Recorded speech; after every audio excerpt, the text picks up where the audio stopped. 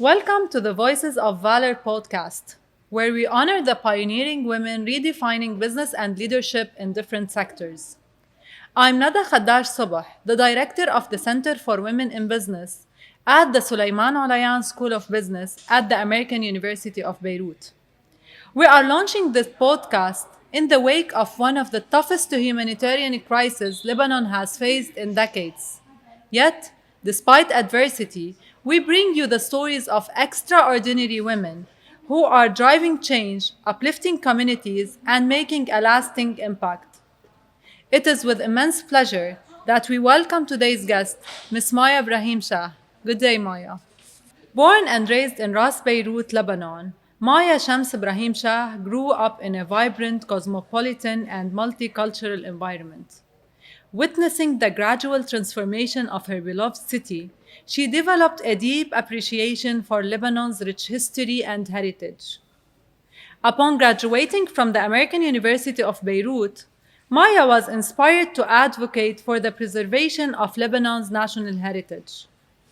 Her journey in civil advocacy began during a time when Beirut's downtown was undergoing a significant architectural transformation. She volunteered with the Ministry of Culture while simultaneously building a career in marketing and communication within the MFCG industry. Maya, when we mention your name in the Lebanese community, the name instantly recalls Beit Baraka and Kanz. However, today we want to spotlight the powerhouse behind these impactful organizations. Could you share your journey before starting both? What were some of your biggest challenges along the way, and how did this shape your path? Hello, Nada. First of all, thank you for having me. It's an honor and a privilege to be back here. A lot of nice memories at AUB, and AUB is what shaped me. The whole way of teaching, the inspiration, the teachers, especially the professors, their way of thinking. It's a package that we take for life, and this is how my journey started, actually. It started here within the walls of AUB. My journey has been very tainted by the horrible things that happened while transforming Beirut, because my generation, unfortunately, is the generation that suffered the most because we were born with the war. And when the war ended, another war started, which is the cultural war, erasing our memory, our history, our past. We grew up not knowing exactly where we come from. And when you don't know your past, you cannot project yourself in the future. And it's because I suffered so much from this, from the deprivation of knowing where my country started, what's the history behind it, why was there a civil war, why wasn't I taught the proper history in the curriculum at schools. I mean, these are the subjects that I grew up with. And then having studied political science at the American University and having had these amazing thinkers and professors, it, it just naturally paved the way into the activist that I became. So my journey in activism and heritage preservation started at the age of 18, because this is when Solidaire started demolishing some of the buildings in the downtown area, rebuilding other buildings with a slightly different style. Also the souks, the old souks, were completely destroyed. It's a very personal issue. I got very attacked by people who thought that, well, if Solidaire hadn't done this, nobody else would have. This is my personal opinion. Yes, maybe they did a project that nobody else would have done, but still this project could have been done the right way. We could have saved a lot of buildings. We could have saved the old souks. We could have kept the human element with the architectural element. Because today, when you talk of heritage, in Arabic, we say al-hajar wal-bashar. Both of them form what is known as heritage. What you are today and what your city is a reflection of the humans living within it. So you might as well have the most beautiful city, but it's only stones when you don't have the people living in it. When you don't have the women on the balcony drinking coffee, when you don't have the men sitting with their argile or playing taule, even the sound of the backgammon, this is part of our intangible heritage. The smell of za'atar, this is what forms an old souk. And for me, this was very important. And AUB gave me the opportunity of noticing these things that people sometimes might just pass next to them and get very busy and distracted with career and other prospects in life that just make you disregard a little bit the importance of these intangible elements that form what your country is. So this is the first part of my journey. I went on to work in marketing and communications in various FMCG companies in Lebanon. Then I traveled to Riyadh. I was working with a company that had audiovisual, that was buying actually other audiovisual companies. And then I came back to Lebanon a few years ago. I stayed here for quite some time without working. And of course, in the meantime, I got married. I had my daughter. This is why I wanted to give her all my time.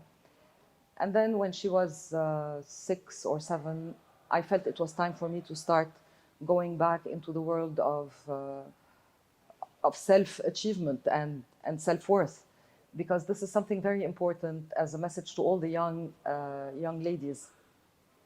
Today, when you reach the age of 50, you want to look back and see what did you achieve in your life. Being married is fantastic, especially when you marry your soulmate. And I was very lucky. I waited a very long time, but at the end, I did marry the person who was meant for me. This is somewhat something natural. You get married in life, you have children. I have a beautiful daughter. I gave her all the time that she deserves. I still do. But these are not enough for a woman to become the full version of herself. If a woman doesn't really do what she was born to do and doesn't find the right path that leaves a specific meaning to her life after a certain age, then it is a life half-lived. And this is not something I would accept for myself or for anyone around me. So I got myself out of my comfort zone and I said, I'm going to go back to work. I want to do something that leaves a trace.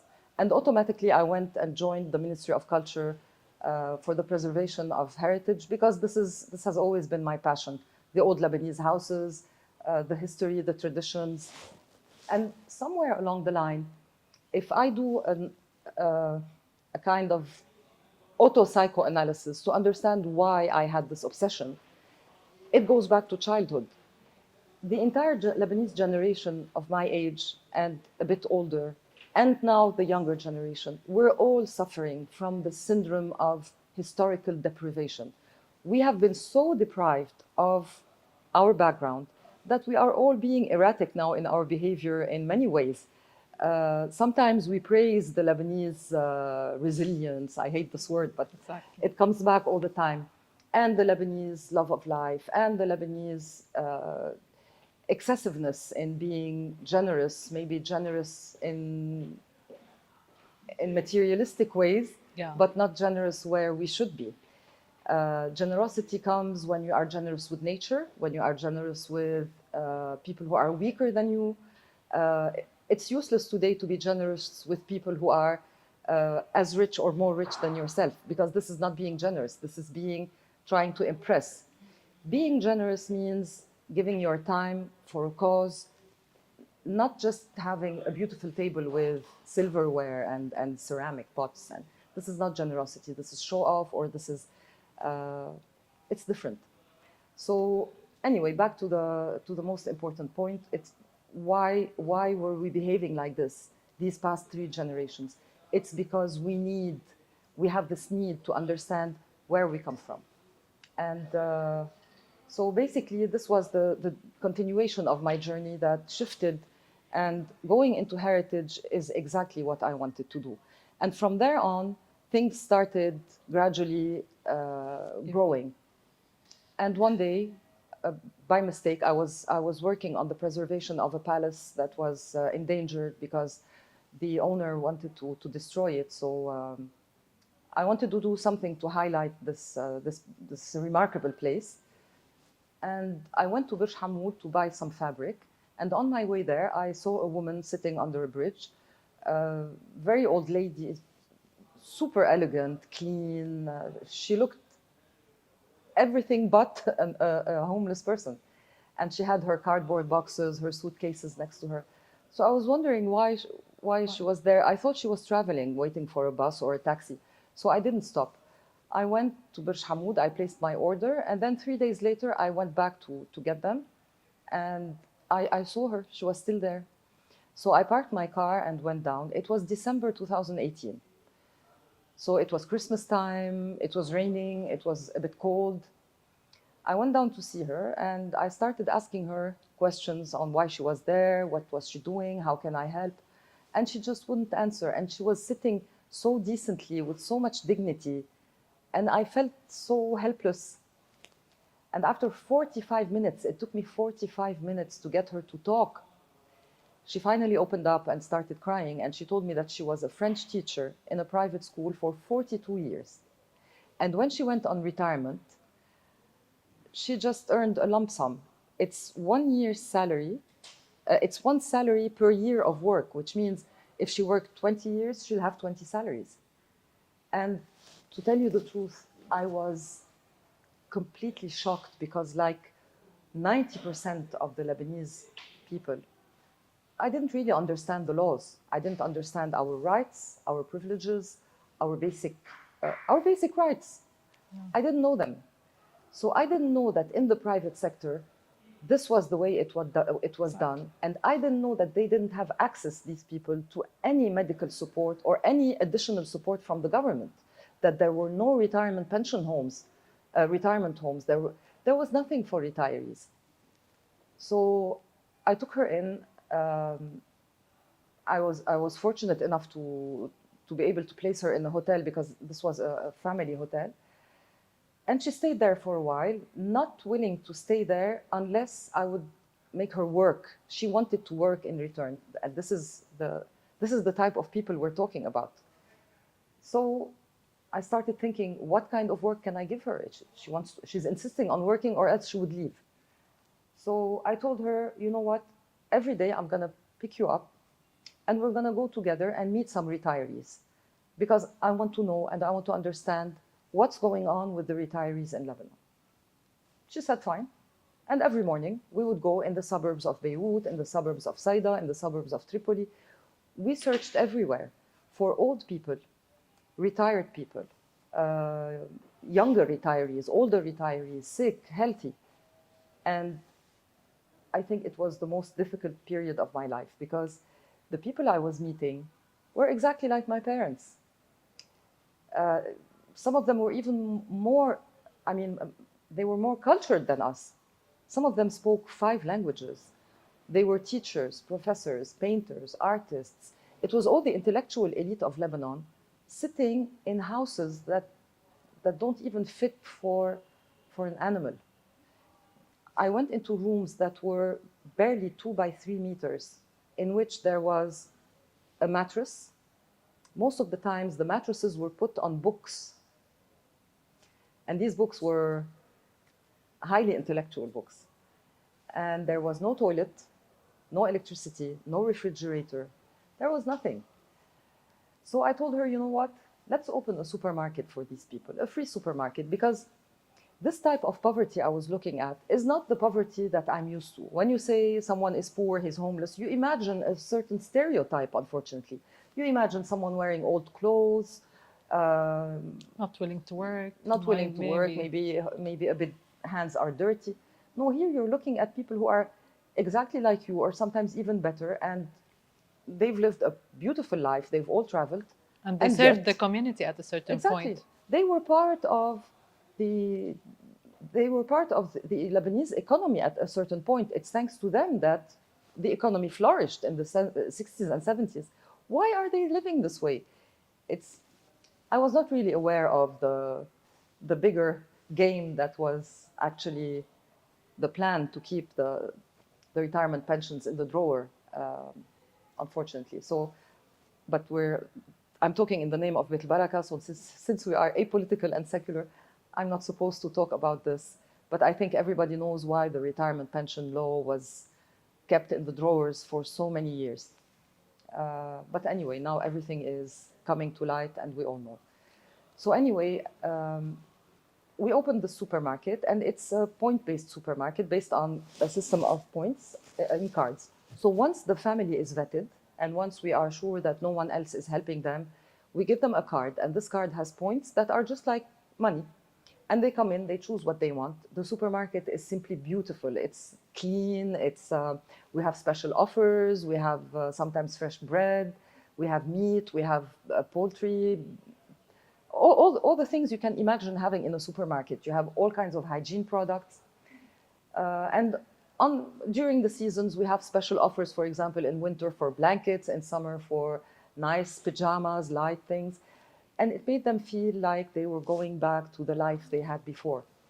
And for many of them who felt very isolated and who lived practically alone, this was the week's outing. So you'd have these beautiful ladies coming to us with their beautiful hair, with their fresh brushing, wearing all their Sunday clothes, and then coming to spend the day at Beit Baraka because this was a reason to go out and feel respected and valued.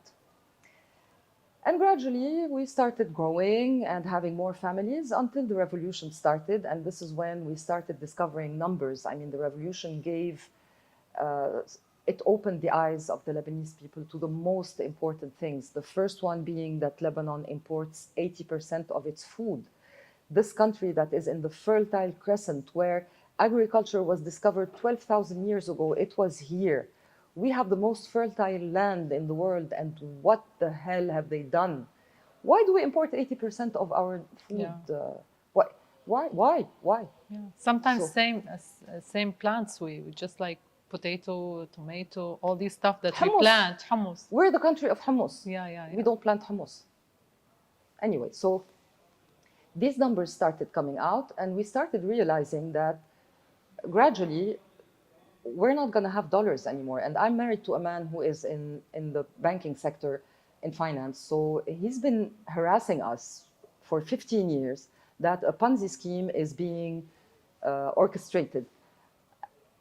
Previously, we never believed him. But, you know, when someone keeps repeating the same thing over and over for years, it stays.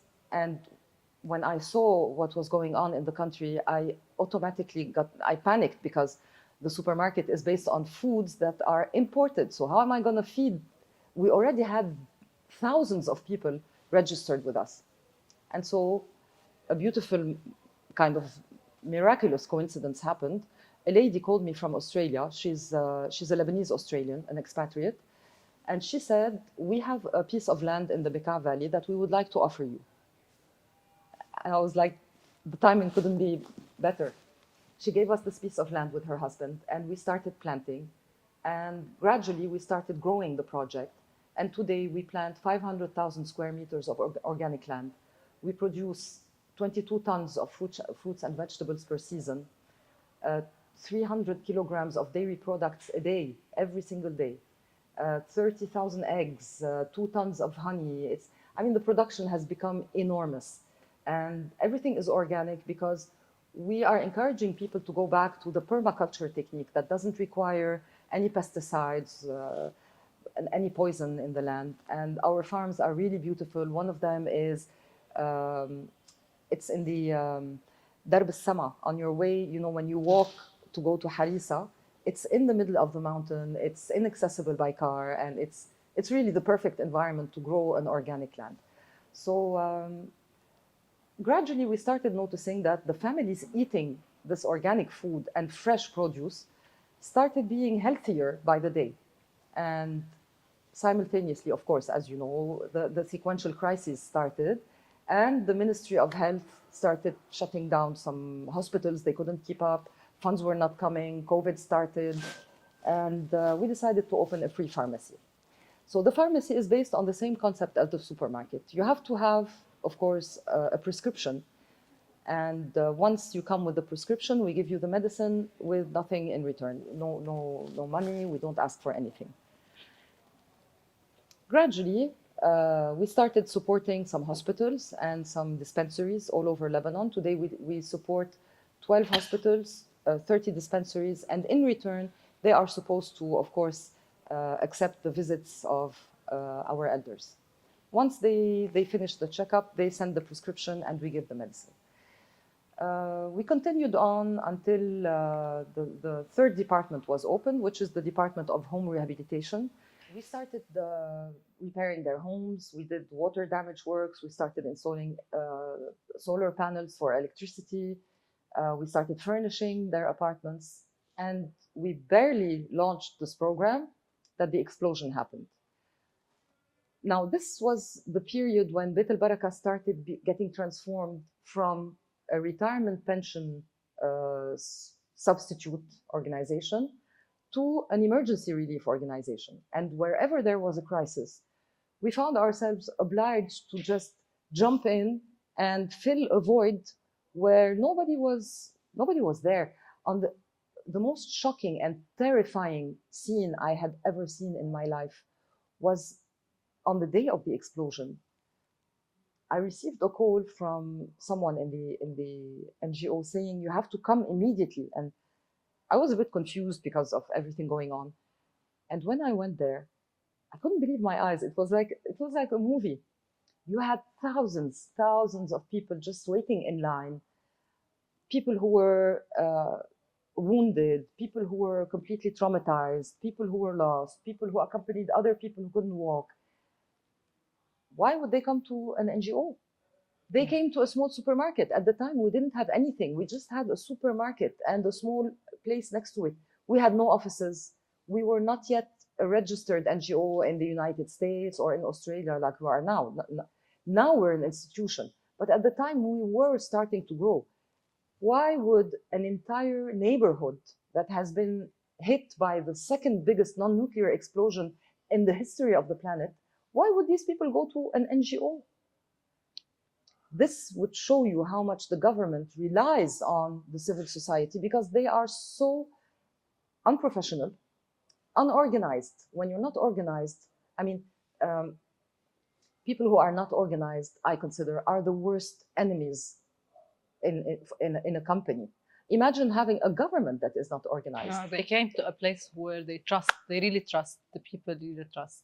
It's outrageous. Yeah. And I think here I understood something.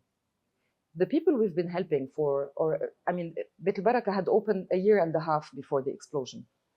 During this year and a half, we were helping, I think our database comprised at the time something like 120,000 people. Today it has 226,000.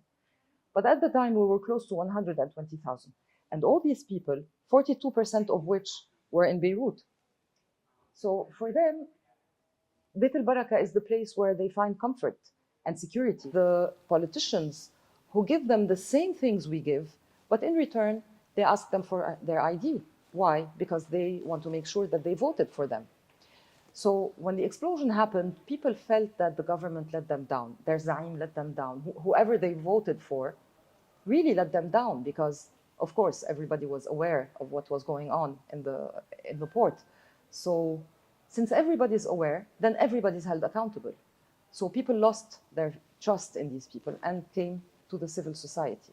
And this was not our job. It is not our job to do the government's work. It is not the job of NGOs to replace the government. Nobody should replace the government. Exactly.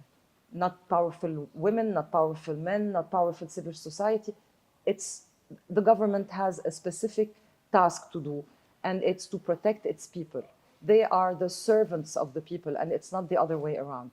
And this is where the civil society has a lot of work to do, because we need to start explaining to this younger generation, because our generation and yours and the young and the older, these generations for me are خلاص ميؤوس منهم, like you say in Arabic. They're hopeless.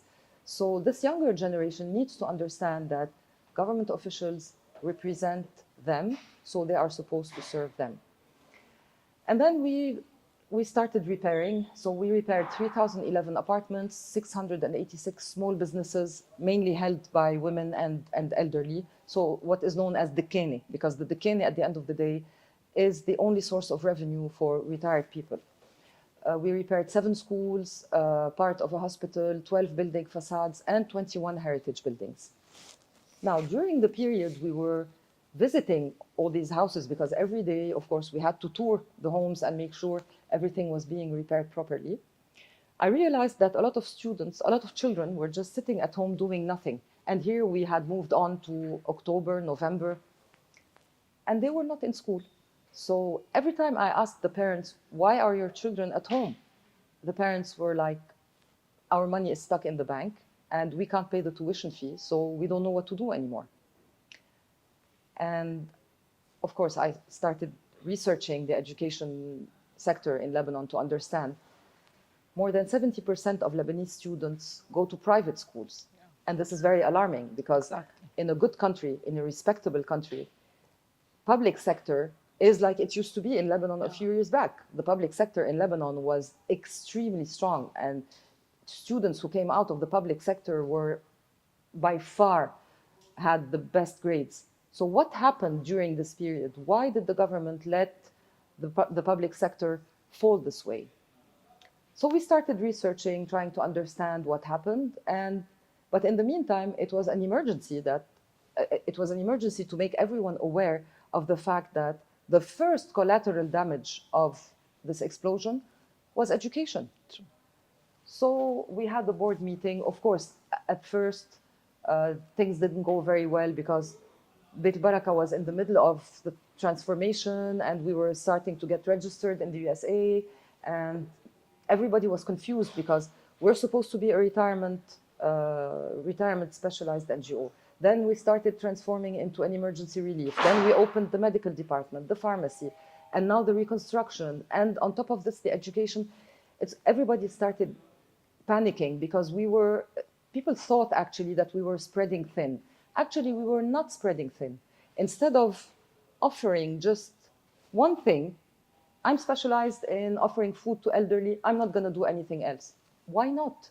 If you're capable of giving more, why wouldn't you? But it's called charity anyway. Exactly. So let's have a holistic approach, because if I feed an old person, but I don't care for their health, this person is going to eventually die or get sick, and it's going to cost me even more. So let me give food, let me give medicine. Even if you give food and medicine, if the house is not properly taken care of and there is a lot of humidity in the walls, I'm going to have to spend more on medicine. Let me fix his house or her house. You see, it's a holistic approach. Yeah. You're responding actually to the real needs that are found in the community. Exactly. So whatever is needed, since we are capable of doing it, we're going to do it. Why? And we got very criticized for this. And Beit Baraka is doing everything. Yes, we are. And we're very proud of doing everything. And we're going to keep doing everything as long as there is a need. The day the need is going to stop, I will be more than happy to take an early retirement and go back to heritage preservation, because this is extremely tiring. But the happiest day of my life would be the day I look at Beit Baraka and see that no one's coming to ask for help. This would be the happiest day of my life. But as long as people need things, we are going to offer everything needed. So our holistic approach is the basis of Beit Baraka, and it's the basis of our success today.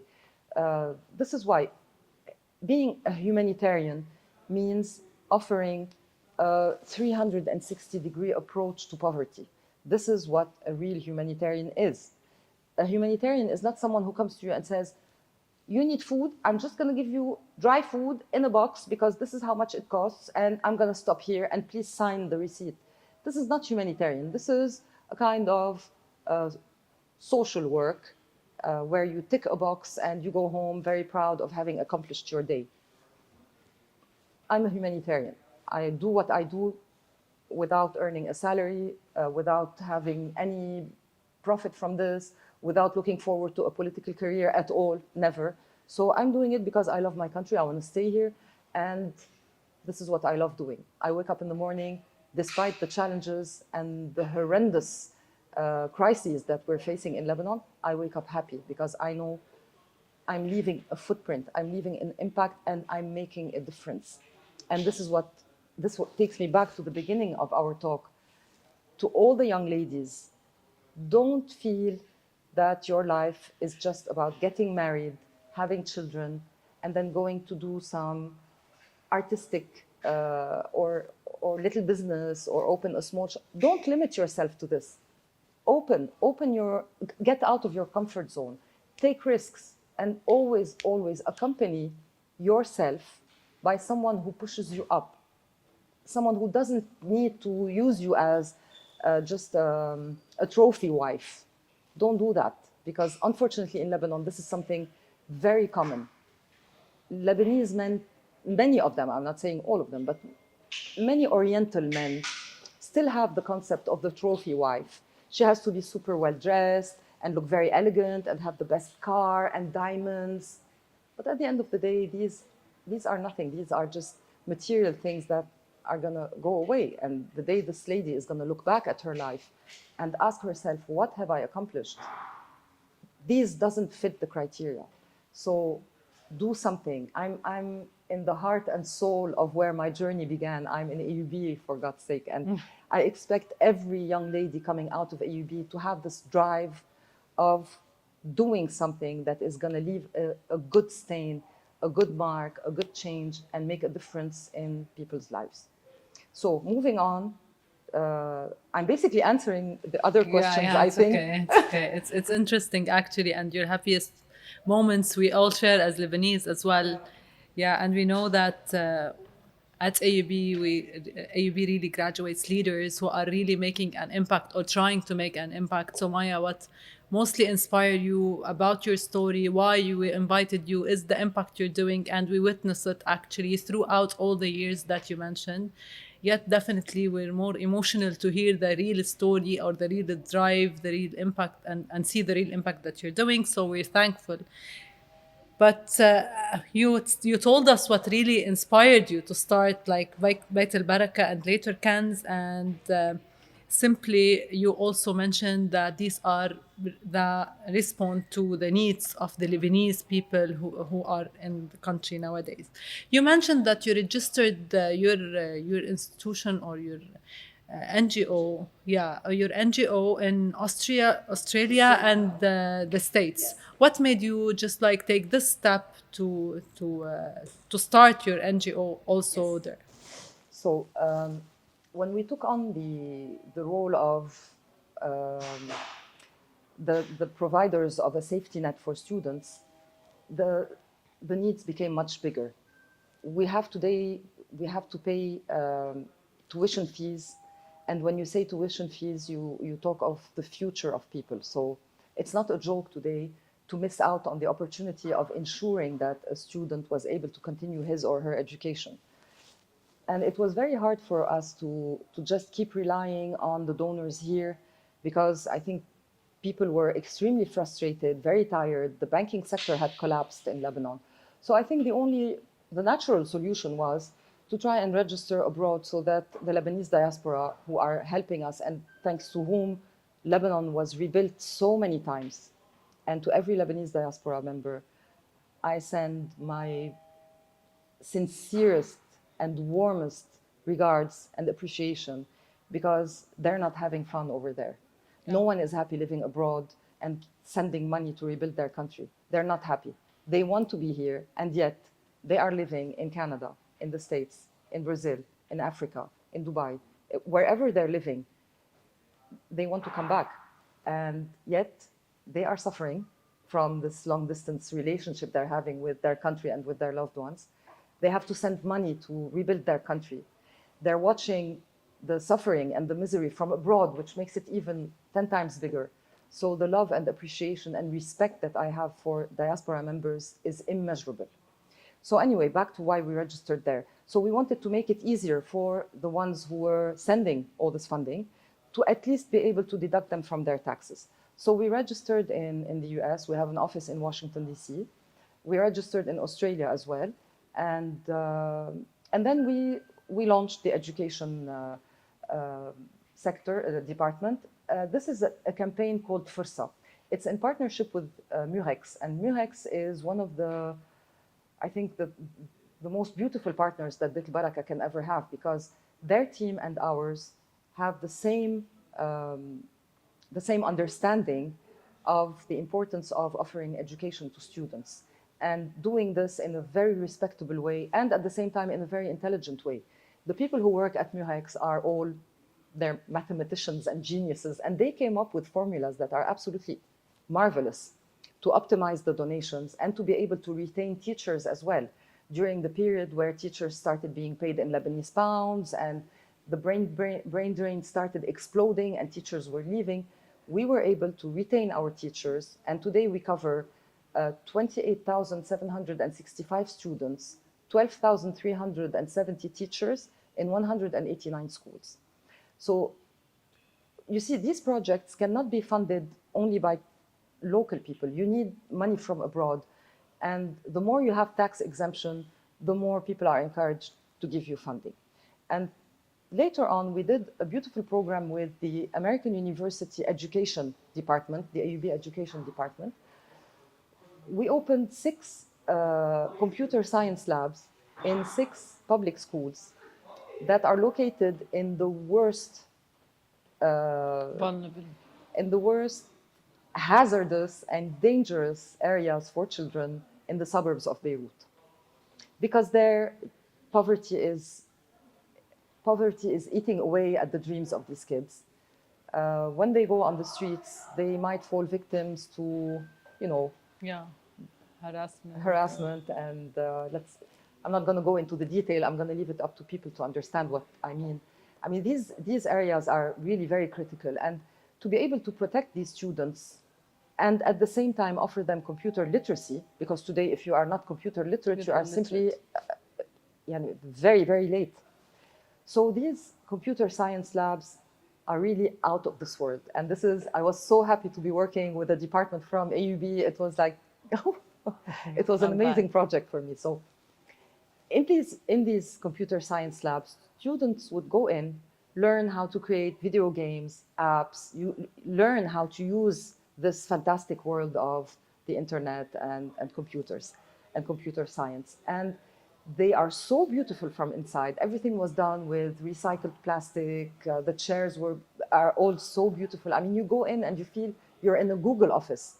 And they have these large screens, and it's very, very nice. So I hope now we will be able to continue this project. We already finalized 6, and we need to raise more funds to continue. That's great, Maya. So the 28,000 students are from all around Lebanon, yeah? Always. We Okay, cover that's nice. all the areas of Lebanon, all communities, no differentiation. That's Yeah. nice. Inspiring, actually. Maya, as a women leader, what would you say are the most essential tools and skills you have relied on throughout your journey? I'm going to tell you very honestly. Yeah. It's a bit blunt, but it's the way it is. I don't believe in anything called women's rights and men's rights, and I'm a woman, you're a man. I do what I want. If I'm sure of it, I will do it, regardless whether I'm a woman or a man. I don't see any difference. So Women's Day for me is the most shocking and degrading day ever, because why would you need a Women's Day? Do you have a man's day? You don't. I mean, women are like men and men are like women. And on the contrary, I think women are created in a way that compensates for the lack of physical strength that men have. Women are multitaskers. Women can run a business, their family, at the same time while cooking, making the homework with the kid, being on the phone with the business on the side. You can do a million things. Men are more focused on one task or 2 tasks, but they don't multitask. This is genetics, this is biology. I'm not judging, I'm stating facts. So I don't think there's this issue of being a woman or a man. They are the same. What about the tools or the skills that you felt like they are the most things that supported or helped you throughout the journey, or that made a difference in your personality? It, it's 2 things. Yeah, it's 2 things. So the first one is you have to have your heart in the right place, because when you're doing something that you're really convinced about and you see the result even before it happens, but you know it's going to happen, you feel it, you have a sense of how things are going to turn out. I think this is the most important tool, the first one. It's, as you say in Arabic, مقتنعة كتير, convinced. You have Convinced, to fully be, convinced. بدك تكوني مقتنعة. You have to have it heart and soul. You have to feel it. This is the first part. The second tool, it's this, you have to have the capacity because, you know, we live in a very small society. And living in small societies tends to be very, very difficult because, you know, people go out a lot and then everybody knows everyone. Lebanon is a kind of big village. So this sometimes puts bricks along the way because you tend to get very distracted with social issues and going out and dinners and fun. And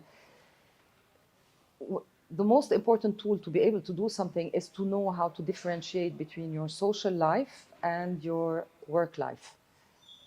I see a lot of women around me who unfortunately tend to, women more than men, who tend to mix between their business and their social life.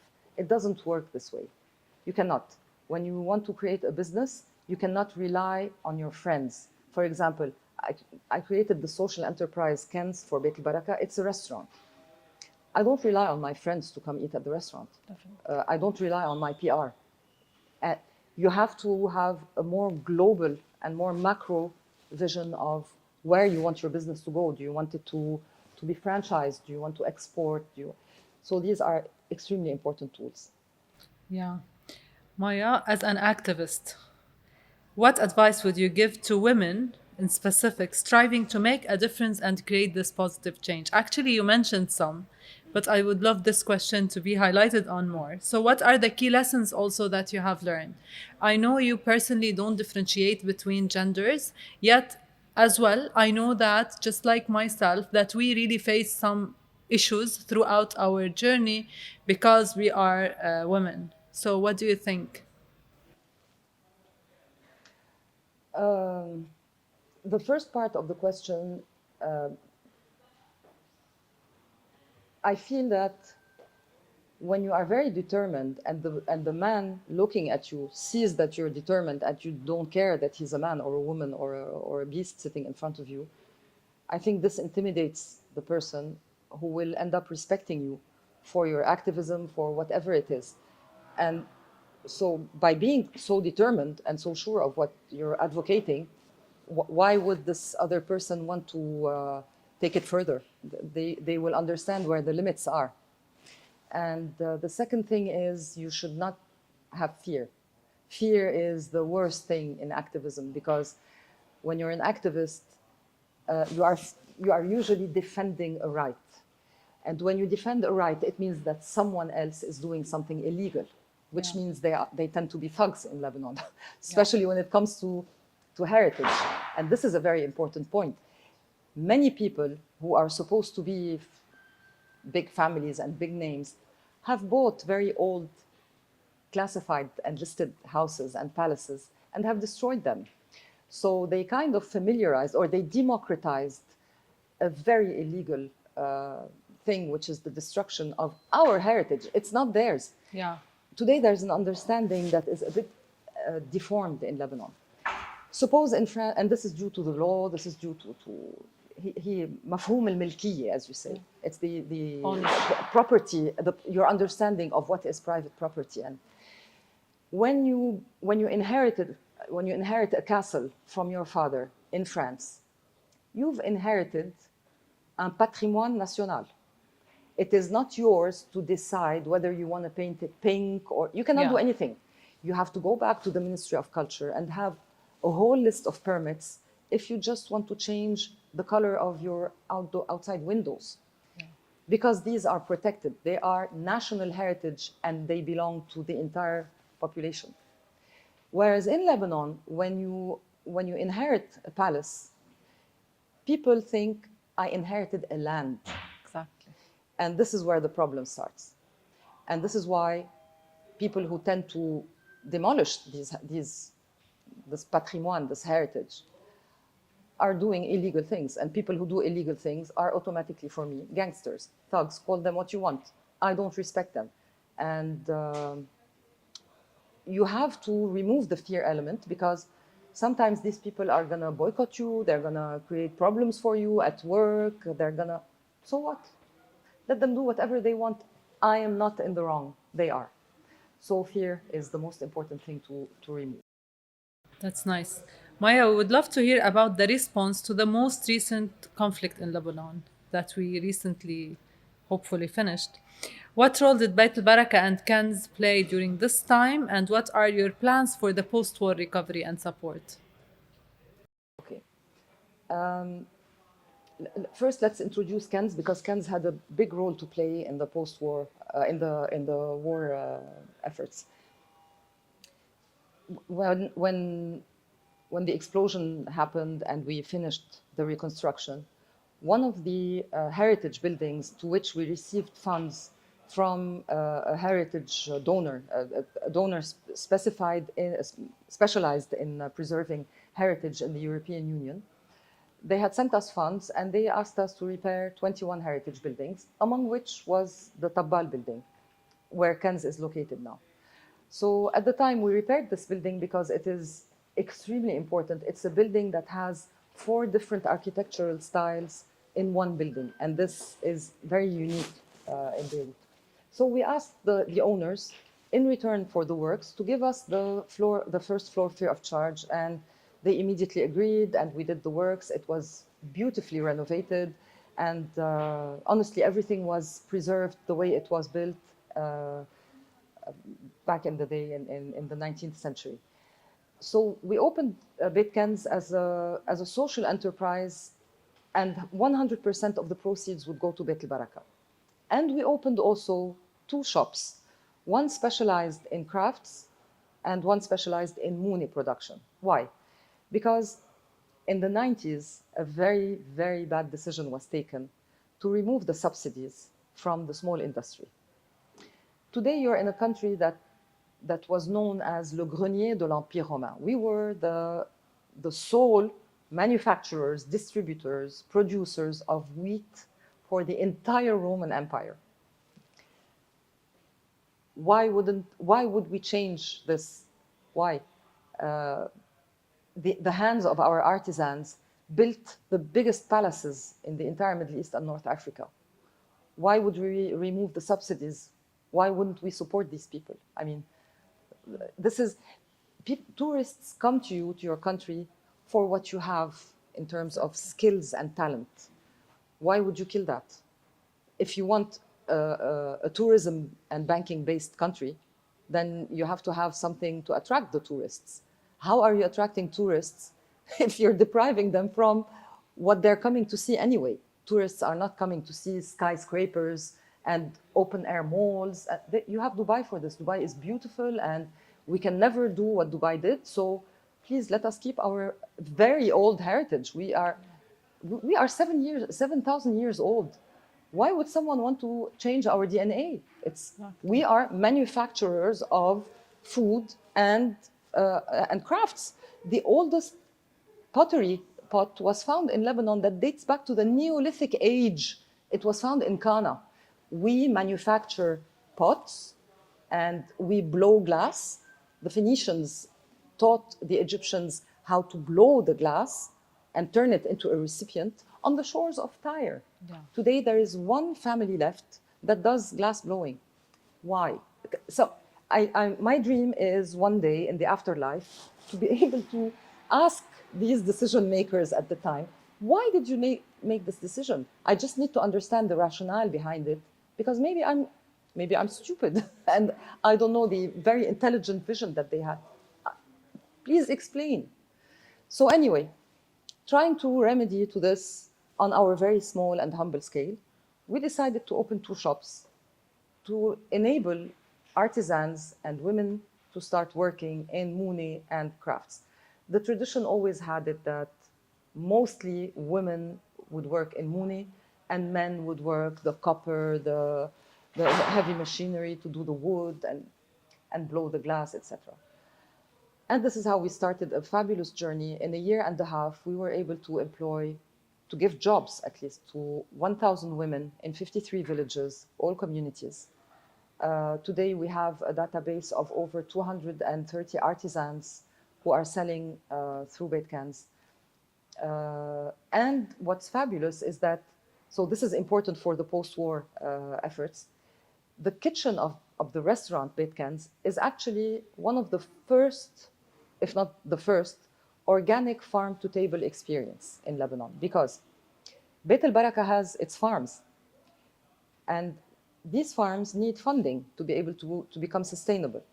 Beit Kanz restaurant buys its needs in vegetables, eggs, dairy from the farms of Beit Baraka. We take a small percentage of what they produce and we pay them. Beit Kanz has to pay to Beit Baraka. With this money, Beit Baraka covers the salaries of the team working, which makes the project sustainable to be able to feed more elders in need of healthy food. So when the war happened, automatically, of course, Beit Kanz closed, and the central kitchen was transformed into a, let's say, emergency catering area.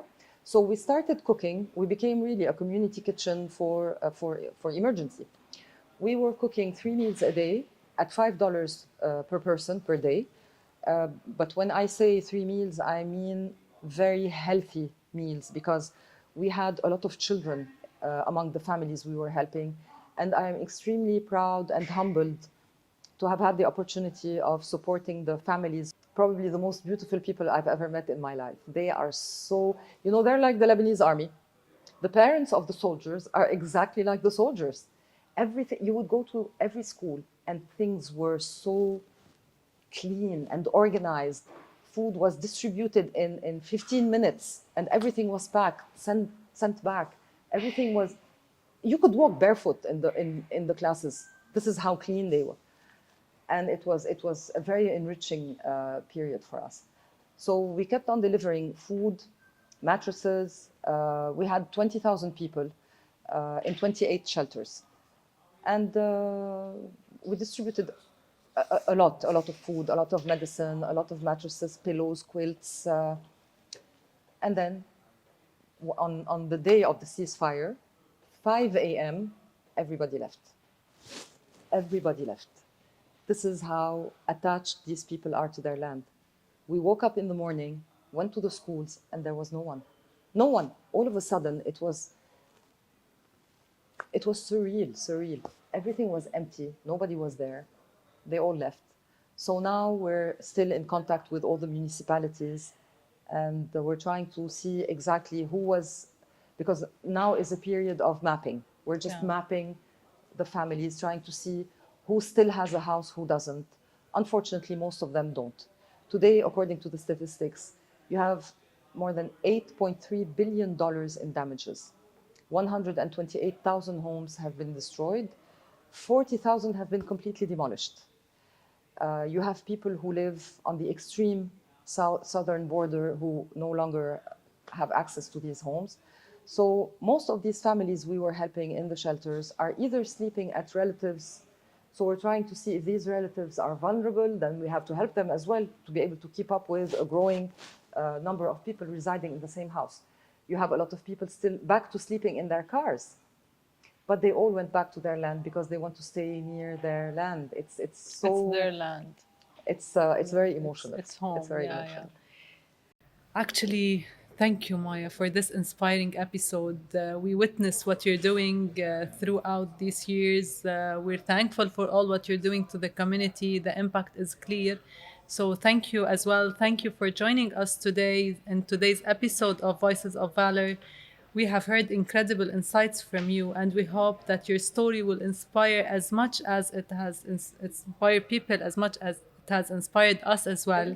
The women we feature on this podcast embody courage, resilience, and leadership qualities that are shaping the future of business and leadership in the country.